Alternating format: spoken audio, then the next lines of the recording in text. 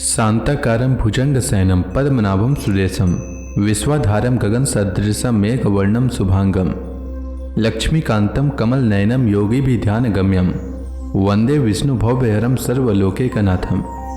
मंगलम भगवान विष्णु मंगलम गरुणध्वज मंगलम पुंडरीकाक्ष मंगलाय तनोहरि। ओम नमो भगवते वासुदेवाय। आज का दिन आप सभी के लिए मंगलमय हो। आइए सुनते हैं आषाढ़ मास कथा का 17वां अध्याय। राजा परीक्षित ने श्री सुखदेव जी से पूछा, भगवान शुक्राचार्य जी तो ब्राह्मण थे और ययाति क्षत्रिय, फिर ब्राह्मण कन्या और क्षत्रिय वर का प्रतिलोम विवाह कैसे हुआ? श्री सुखदेव जी ने कहा, राजन, दानवराज वृषपर्वा की एक बड़ी माननीय कन्या थी। उसका नाम था शर्मिष्ठा। वह एक दिन अपनी गुरुपुत्री देवयानी और हजारों सखियों के साथ अपनी राजधानी के श्रेष्ठ उद्यान में टहल रही थी। उस उद्यान में सुंदर सुंदर पुष्पों से लदे हुए अनेकों वृक्ष थे। उसमें एक बड़ा ही सुंदर सरोवर था। सरोवर में कमल खिले हुए थे और उन पर बड़े ही मधुर स्वर से भौरे गुंजार कर रहे थे। उसकी ध्वनि से सरोवर का तट गूंज रहा था। जलाशय के पास पहुंचने पर उन सुंदरी कन्याओं ने अपने अपने वस्त्र तो घाट पर रख दिए और उस तालाब में प्रवेश करके वे एक दूसरे पर जल उछाल उछाल कर क्रीड़ा करने लगे। उसी समय उधर से पार्वती जी के साथ बैल पर चढ़े हुए भगवान शंकर आ निकले। उनको देखकर सब की सब कन्याएं सकुचा गई और उन्होंने झटपट सरोवर से निकलकर अपने अपने वस्त्र पहन लिए। शीघ्रता के कारण शर्मिष्ठा ने अनजाने में देवयानी के वस्त्र को अपना समझकर पहन लिया। इस पर देवयानी क्रोध के मारे आग बबूला हो गई। उसने कहा, अरे देखो तो सही, इस दासी ने कितना अनुचित काम कर डाला। राम राम, जैसे कुतिया यज्ञ का हविष्य उठा ले जाए वैसे ही इसने मेरा वस्त्र पहन लिए हैं। जिन ब्राह्मणों ने अपने तपोबल से इस संसार की सृष्टि की है, जो परम पुरुष परमात्मा के मुख रूप हैं, जो अपने हृदय में निरंतर ज्योतिर्मय परमात्मा को धारण किए रहते हैं और जिन्होंने संपूर्ण प्राणियों के कल्याण के लिए वैदिक मार्ग का निर्देश किया है, बड़े बड़े लोकपाल तथा देवराज इंद्र ब्रह्मा आदि भी जिनके चरणों की वंदना और सेवा करते हैं, और तो क्या लक्ष्मी जी के एकमात्र आश्रय परम पावन विश्वात्मा भगवान भी जिनकी वंदना और स्तुति करते हैं, उन्हीं ब्राह्मणों में हम सबसे श्रेष्ठ भृगुवंशी हैं। और इसका पिता प्रथम तो असुर है, फिर हमारा शिष्य है। इसका हमारा वस्त्र पहनना किसी प्रकार उचित नहीं है। जब देवयानी इस प्रकार गाली देने लगी तब शर्मिष्ठा क्रोध से तिलमिला उठी। वह चोट खाई हुई नागिन के समान लंबी सांस लेने लगी। उसने अपने दांतों से होठ दबाकर कहा, भिखारिन, तू इतना बहक रही है, तुझे कुछ अपनी बात का भी पता है? जैसे कौवे और कुत्ते हमारे दरवाजे पर रोटी के टुकड़े के लिए प्रतीक्षा करते हैं, वैसे ही क्या तुम भी हमारे घरों की ओर नहीं ताकती रहती? शर्मिष्ठा ने इस प्रकार बड़ी कड़ी कड़ी बात कहकर गुरुपुत्री देवयानी का तिरस्कार किया और क्रोधवश उसके वस्त्र छीनकर उसे कुएं में ढकेल दिया। शर्मिष्ठा के चले जाने के बाद संयोग व शिकार खेलते हुए राजा ययाति उधर आ निकले। उन्हें जल की आवश्यकता थी, इसलिए कुएं में पड़ी हुई देवयानी को उन्होंने देख लिया। उस समय वो वस्त्रहीन थी, इसलिए उन्होंने अपना दुपट्टा उसे दे दिया और दया करके अपने हाथ से उसका हाथ पकड़कर उसे बाहर निकाल लिया। देवयानी ने प्रेम भरी वाणी से वीर ययाति से कहा, वीर शिरोमणि राजन, आज आपने हमारा हाथ पकड़ा है। अब जब आपने मेरा हाथ पकड़ लिया तब कोई दूसरा इसे न पकड़े। वीर श्रेष्ठ, कुएं में गिर जाने पर मुझे तो आपका अचानक दर्शन हुआ है। यह भगवान का किया हुआ संबंध समझना चाहिए। इसमें हम लोगों की या और किसी मनुष्य की कोई चेष्टा नहीं है। वीर श्रेष्ठ, पहले मैंने बृहस्पति के पुत्र कच्छ को शाप दे दिया था, इस पर उसने भी मुझे शाप दे दिया। इसी कारण ब्राह्मण मेरा पानी ग्रहण नहीं कर सकता। ययाति को शास्त्र प्रतिकूल होने के कारण यह संबंध अभिष्ट तो न था, परंतु उन्होंने देखा कि प्रारब्ध ने स्वयं ही मुझे यह उपहार दिया है और मेरा मन भी इसकी ओर खिंच रहा है, इसलिए ययाति ने उसकी बात मान ली। वीर राजा ययाति जब चले गए तब देवयानी रोती पीटती अपने पिता शुक्राचार्य के पास पहुंची और शर्मिष्ठा ने जो कुछ किया था वह सब उन्हें कह सुनाया। शर्मिष्ठा के व्यवहार से भगवान शुक्राचार्य जी का मन भी उचट गया। वे पुरोहिताई की निंदा करने लगे। उन्होंने सोचा कि इसकी अपेक्षा तो खेत और बाजार में से कबूतर की तरह कुछ बीन कर खा लेना अच्छा है। अतः अपनी कन्या देवयानी को साथ लेकर वे नगर से निकल पड़े।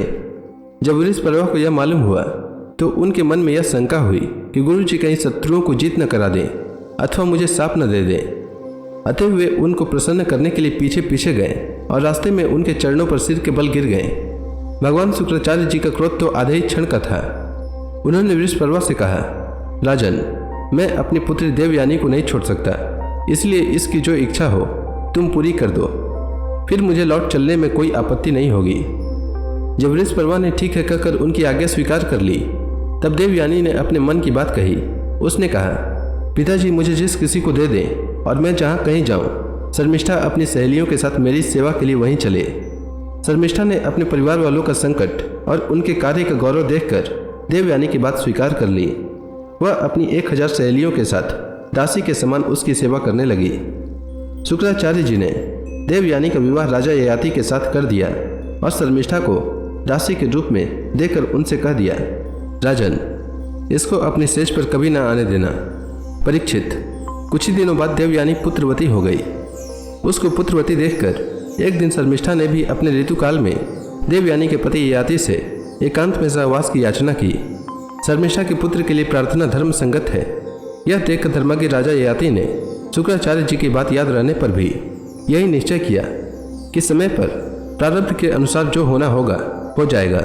देवयानी के 2 पुत्र हुए, यदु और तुर्वसु, तथा वृषपर्वा की पुत्री शर्मिष्ठा के 3 पुत्र हुए, द्रयु, अनु और पुरु।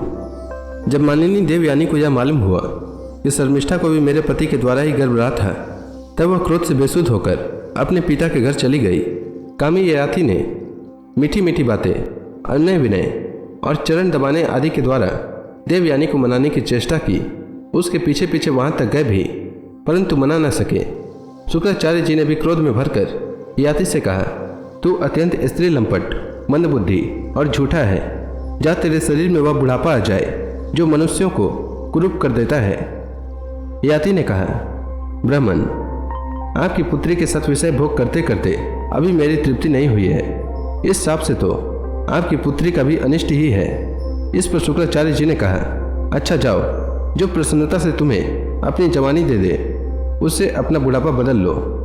शुक्राचार्य जी ने जब ऐसी व्यवस्था दे दी, तब अपनी राजधानी में आकर ययाति ने अपने बड़े पुत्र यदु से कहा, बेटा, तुम अपनी जवानी मुझे दे दो और अपने नाना का दिया हुआ यह बुढ़ापा तुम स्वीकार कर लो, क्योंकि मेरे प्यारे पुत्र, मैं अभी विषयों से तृप्त नहीं हुआ हूँ, इसलिए तुम्हारी आयु लेकर मैं कुछ वर्षों तक और आनंद भोगूंगा।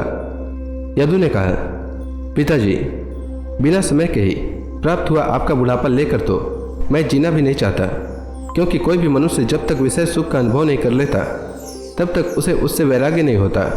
परीक्षित, इसी प्रकार तुर्वसु, द्रयु और अनु ने भी पिता की आज्ञा अस्वीकार कर दी।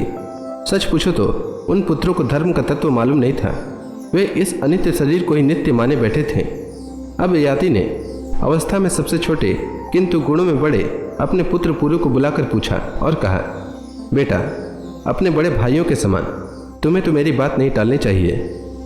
पुरु ने कहा, पिताजी, पिता की कृपा से मनुष्य को परम पद की प्राप्ति हो सकती है। वास्तव में पुत्र का शरीर पिता का ही दिया हुआ है। ऐसी अवस्था में ऐसा कौन है जो इस संसार में पिता के उपकारों का बदला चुका सके। उत्तम पुत्र तो वह है जो पिता के मन की बात बिना कहे ही कर दे। कहने पर श्रद्धा के साथ आज्ञा पालन करने वाले पुत्र को मध्यम कहते हैं। जो आज्ञा प्राप्त होने पर भी अश्रद्धा के साथ उसका पालन करे वह अधम पुत्र है, और जो किसी प्रकार भी पिता की आज्ञा का पालन नहीं करता उसको तो पुत्र कहना ही भूल है। परीक्षित, इस प्रकार कहकर पुरु ने बड़े आनंद से अपने पिता का बुढ़ापा स्वीकार कर लिया। राजा ययाति भी उसकी जवानी लेकर पूर्ववत विषयों का सेवन करने लगे।